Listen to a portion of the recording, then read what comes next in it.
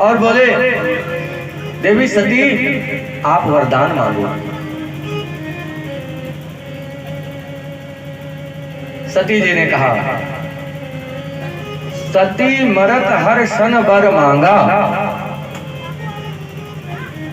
क्या वर मांगा? तो कहते हैं जन्म जन्म पद शिव अनुरागा। मेरा जितना जन्म हो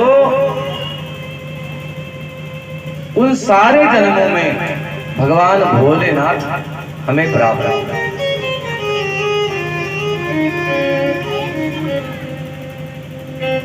राम जी ने कहा, देवी पति के रूप में भोलेनाथ को मांग रही हो तो क्या हर जन्म में पिता के रूप में दक्ष को पाना चाहोगी?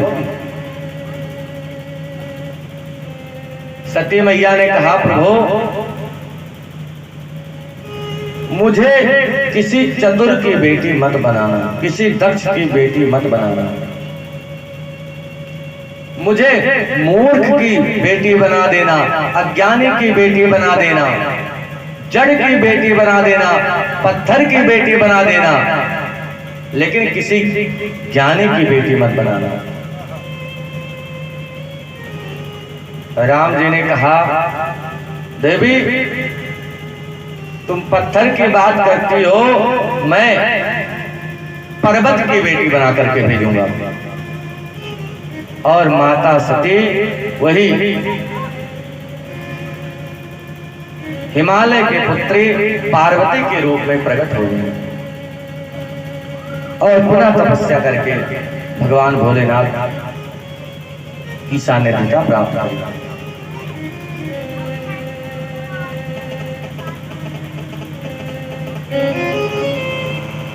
श्री मैत्रेय मुनि कहते हैं, विदुर जी आपको मनु के तीनों बेटियों की कथा हमने श्रवण कराई।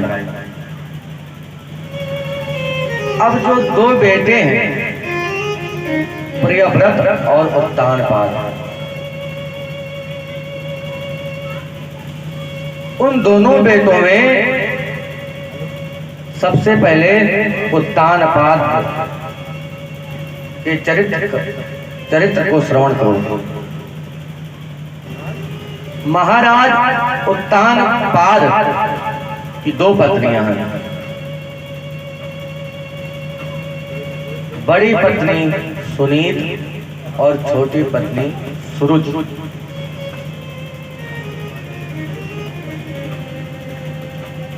सुनीत के पुत्र ध्रुव जी हैं और सुरुच के पुत्र उत्तम। जरा विचार करें, उत्तानपाद किसे कहते हैं? ऊर्ध्व पादो यस्य स उत्तानपादः। जिसके पैर ऊपर हो सर नीचे हो उसे उत्तानपाद कहते हैं।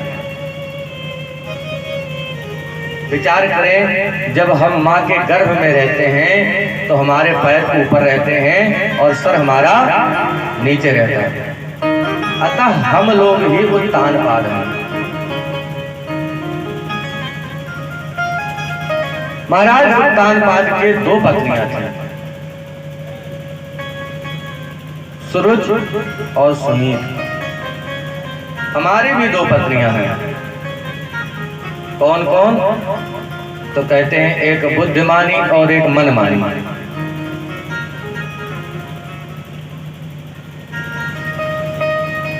बुद्धि कहती है कि जो उचित हो उसे करो, और जो दूसरी पत्नी है मनमानी, वो कहती है जो अच्छा लगे वो करो। रास्ते में जा रहे हैं, देखा ठेले पे समोसा बिक रहा है।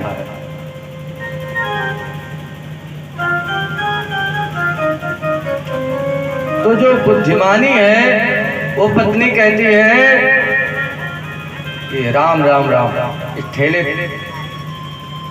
का समोसा खाने लायक नहीं है। क्यों? क्योंकि तमाम धूल मिट्टी इस पे पड़ती है। क्या पता ये तेल कितने दिन का सड़ा सड़ाया हो। जिस हाथ से वो समोसा बना रहा है, पसीना टपक रहा है, खाने लायक नहीं है। लेकिन मनमानी बुद्धि क्या कहती है, अरे छोड़ो ये सब बातें, समोसा खाने का आनंद ही कुछ दूसरा है, चलो पा लेते हैं। तो माता सुनीत को पुत्र उत्पन्न हुआ ध्रुव, और सूरज को पुत्र उत्पन्न हुआ उत्तम। अगर हम सुनीत की माने तो हमें फल क्या मिलेगा, ध्रुव अटल। लेकिन अगर हम सूरज की माने तो फल तो उत्तम होगा, लेकिन बाद में उत्तम यक्षों के द्वारा मारा गया, टिकाऊ नहीं होगा। इसलिए सदैव आपको अपने विवेक का अनुसरण करना चाहिए।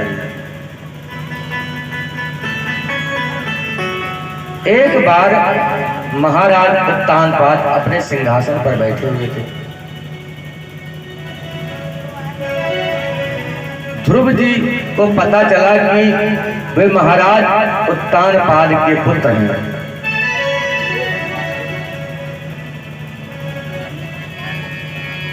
तो जाकर के राजमहल में जहां उत्तानपाद बैठे थे उनकी गोद में बैठ गए। राजा उत्तानपाद अपने पुत्र ध्रुव को पाकर के प्रसन्न है, वात्सल्य से ध्रुव जी का चुम्बन कर रहे हैं। लेकिन इतने में उनकी दूसरी पत्नी सूरज आ जाती है और हाथ पकड़ करके ध्रुव को उतार देती है सिंहासन से। दुर्लभ थे मनोरथा, हे बेटा ध्रुव, तुम्हारा मनोरथ बड़ा दुर्लभ है। इस सिंहासन पर बैठने का साहस भी मत करना। ध्रुव जी बोले, क्यों मैं इस सिंहासन पे बैठ नहीं सकता? सूर्य जी बोले, क्योंकि तूने मेरे गर्भ से जन्म नहीं लिया। ध्रुव जी को बहुत बुरा लगा। ध्रुव जी बोले, अच्छा ये बताओ, इस सिंहासन पर बैठने के लिए हमको करना क्या होगा? सूरज जी बोले, एक ही उपाय है। क्या उपाय? तो कहते हैं, तपसाराध्य पुरुषम तस्यैवानुग्रहेण में गर्वे तम साधयात्मानं यदीक्षसे निपाशनम्। तपसाराध्य पुरुषम, देखिए सूरज ने भक्त और भगवान दोनों का अपमान किया। क्या बोली? तपसा आराध्य पुरुषम, जाकर के तप करो, किसका? आराध्य पुरुष भगवान नारायण का। तप करने से क्या होगा? तो कहते हैं, तस्यैवानुग्रहेण में, जब आप तपस्या करेंगे तो भगवान नारायण आप पर अनुग्रह करेंगे, वरदान देने को कहेंगे। तो क्या मांगना? गर्भे तुम साधयात्मानम, प्रभु मुझे मां सूरज के गर्भ से उत्पन्न कर दो। सोचिए, सूरज अपने गर्भ को भगवान से भी ऊपर मानता है। भक्त भगवान दोनों का अपमान किया। ध्रुव जी महाराज अपमान का घोट पी करके रोते रोते चल दिए। कहते हैं, जैसे किसी विषैले सर्प को कोई जोर से डंडा मार दे,